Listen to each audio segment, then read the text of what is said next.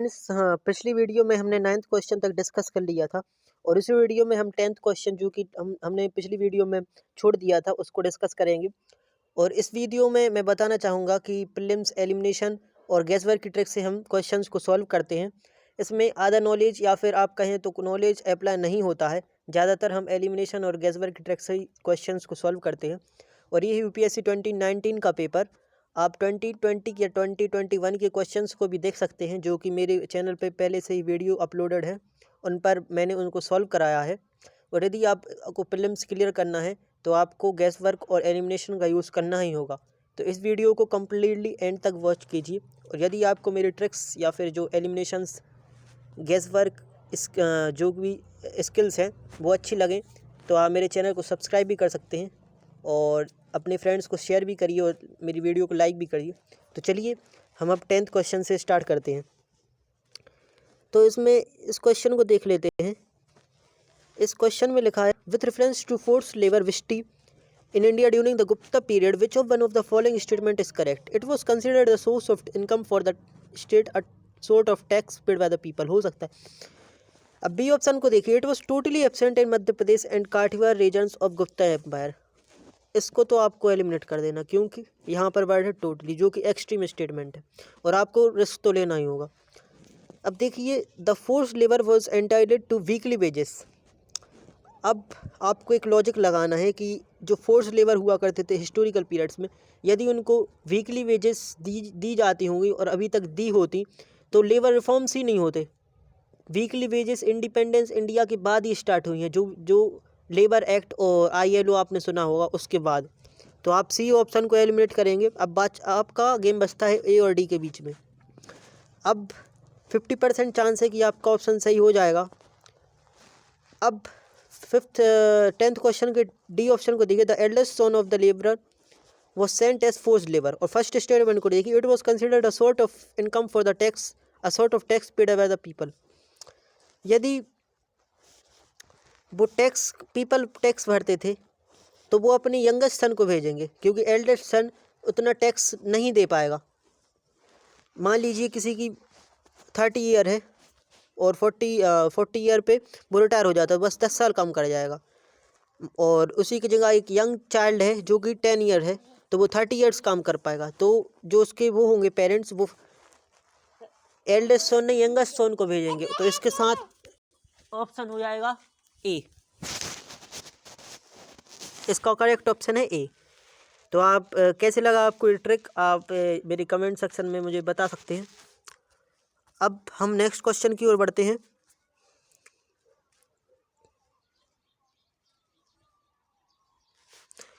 तो अब जो एलिमिनेशन की मदद से हम सॉल्व करेंगे वो है 12th क्वेश्चन। तो चलिए देख लेते हैं। In the revenue administration of Delhi Sultanate that in charge of revenue collection were known as amil. Second, the iqta system of sultans of India was an ancient indigenous institution. तो आप ये सेकंड स्टेटमेंट को देखेंगे, इंडिजिनस यानी जो खुद की कंट्री से ओरिजिनेट हुआ हो, लेकिन जो सुल्तान्स वगैरह थे तो वो बाहर से आए थे, तो सेकंड स्टेटमेंट रॉन्ग हो जाएगा इसके चलते। तो आप जब सेकंड स्टेटमेंट को रॉन्ग प्रूफ करेंगे आपका बी और डी चला जाएगा। अब गेम फंसता है ए 1 और 3 के बीच में। तो 3 ऑप्शन को देखिए, the office of Mir Bakhshi came into existence during the region of Khalji sultans of Delhi. और फर्स्ट स्टेटमेंट को देखिए, in the revenue administration of Delhi Sultanate that in charge of revenue collection were known as amir. अब यहाँ पर एक गैस वर्क आप ले सकते थे और आपको ऐसे क्वेश्चन अटैम्प्ट करनी ही होगी यदि आपको क्लियर करना है, क्योंकि यहाँ पे 50% प्रोबेबिलिटी है कि आपका ऑप्शन सही हो जाएगा। तो और एक और मैं ट्रिक बताना चाहूँगा कि जो हिस्ट्री के क्वेश्चन है उनमें 2 पीरियड्स को लेकर एग्जामिनर एक क्वेश्चन बनाता है और वो जनरली गलत होते। तो इसमें देखिए कि the office of Mir Bakhshi came into existence during the region of Khilji sultans of Delhi. तो जो मीर बख्शी थे, अगर उसको सही करना होता है ये स्टेटमेंट, तो ये सही नहीं देता। रीजन ऑफ खलजी, यहाँ पे कुछ और भी हो सकता था इस जगह, region of Khalji sultans of Delhi की जगह और कुछ भी हो सकता था। तो आप यदि थर्ड स्टेटमेंट को रॉन्ग प्रूफ करेंगे तो आपका आंसर आ जाएगा 1 ओनली। चलिए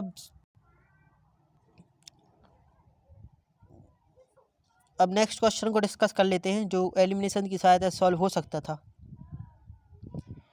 हम 16 क्वेश्चन करने का ट्राई करेंगे। तो 16 क्वेश्चन को देख लेते हैं। With reference to Miyan Tansen which one of the following statements is not correct. Tansen was the title given to him by emperor Akbar, हो सकता है। इसमें पूछा है नॉट करेक्ट। ये कीवर्ड्स आपको ध्यान से पढ़ना है, आप जल्दी जल्दी में करेक्ट पर पे करेक्ट को लगा देते हो जो कि गलत हो जाता है। तो आपको 16 क्वेश्चन देख लेते हैं। यहाँ पे पूछा है नॉट करेक्ट इनमें से कौन सा है। तानसेन इन्वेंटेड मैनी रागास, सभी को पता है भाई कि डी सही है। अब सी देख लेते हैं। Tansen compose songs on his patrons, सही है, उसके देशभक्ति के लिए उसने सॉन्ग बनाए हुए थे। बी तानसेन कंपोज्ड ध्रुपस on Hindu gods and goddesses, ये भी एक जनरल स्टेटमेंट, मतलब कि ये तीनों एक जनरल स्टेटमेंट है। तो इसका आंसर हो जाएगा बी ए, जो कि नहीं है सही, क्योंकि तानसेन का जो टाइटल था उस अकबर ने नहीं दिया था, उसके गुरु थे उसने दिया था। तो इस लॉजिक के साथ जाएंगे कि यदि जनरल स्टेटमेंट सही होते तो बी और सी और डी आपके आंसर नहीं हो सकती, क्योंकि ये तीनों चीज़ें तानसेन ने करी थी और ये जनरल स्टेटमेंट है। तो इस लॉजिक के साथ जाएंगे तो आपका आंसर हो जाएगा ए। चलिए अब 17 क्वेश्चन को देख लेते हैं। ये भी आप ट्रिक्स की मदद से सॉल्व कर सकते थे यदि आपको बेसिक नॉलेज है और बेसिक अवेयरनेस है फैक्ट्स की। अब 7 क्वेश्चन को देखिए। Which among the following Mughal emperors shifted emphasis from illustrated manuscripts to album and individual portrait। अब मान लीजिए आपको कुछ भी नहीं पता, लेकिन आप यदि जहांगीर के रीजन के साथ जाएंगे, क्योंकि पूरा जहांगीर का पीरियड है वो पेंटिंग्स के लिए फेमस है। यदि आपने जो मुग़ल सल्तनत है, बाबर, जहांगीर, अकबर, शाहजहाँ ये सब पढ़े हैं तो आपको इतना बेसिक नॉलेज तो होगा कि जहांगीर का जो पीरियड है वो पूरा पेंटिंग्स के लिए फेमस है। और यहाँ पे भी लिखा है एल्बम, मैन्युस्क्रिप्ट्स एंड पोर्ट्रेट, तो ज़्यादा चांसेस है कि इसका आंसर सी होगा और आप सी के साथ जाएंगे तो आपका सही हो जाएगा। चलिए अब हम नेक्स्ट क्वेश्चन की ओर बढ़ते हैं।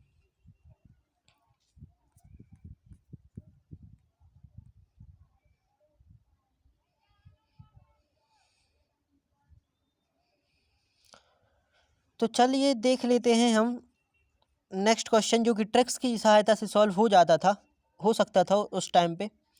तो 21 क्वेश्चन को हम देखते हैं। विच one of the following groups of plants was domesticated in the new world and introduce into the old world, मतलब कि जो ऐसे कौन से प्लांट्स हैं जो कि डोमेस्टिकेटेड हुए न्यू वर्ल्ड में और इंट्रोड्यूस हुए ओल्ड वर्ल्ड में। तो जो कॉटन था वो नहीं हुआ था, तो बी और सी इसके साथ चला जाएगा। अब बचता है रबर, कॉफ़ी एंड वीट, और रबर, कोका एंड टोबैको। तो वीट भी नहीं हुआ था, क्योंकि आपको बेसिक नॉलेज होगा, तो इसका आंसर आ जाता है। इसमें कुछ ट्रिक्स अप्लाई नहीं होती, इसमें बेसिक कॉमन सेंस अप्लाई होना है।